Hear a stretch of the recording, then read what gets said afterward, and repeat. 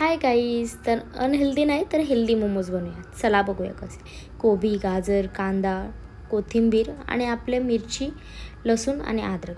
पॅनमध्ये olive oil टाकला, त्यात टाकला कोबी, नंतर गाजर आणि कांदा मस्त फ्राय करून घ्यायचा आणि नंतर पेस्ट बनवायची. आपण घेतल्या त्या सामानांची मिरची, लसूण आणि अद्रक मस्त चेचून पेस्ट बनवायची आणि पेस्ट बनवून त्या भाज्यात मस्त फ्राय करून घ्यायची. मीठ आणि आपला मॅगी मसाला आणि कोथिंबीर टाकून बाजूला काढून ठेवायचं शिजून. आणि नंतर आपण मैद्याच्या जागी हेल्दी मोमोज आहेत म्हणून नाचणीचं पीठ घेतलं आहे, त्याची उकडी घेतली, मस्त गरम काढून घेतली आणि मलून घेतली.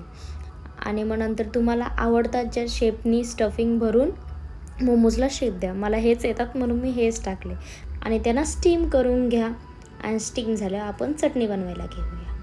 हेल्दी मोमोजसाठी हेल्दी चटणी, पुदिना, मिरची, कोथिंबीर हे सगळं टाकून त्यात थोडीशी दही टाका आणि चवीनुसार मीठ आणि आपले यम्मी मोमोज रेडी आहेत.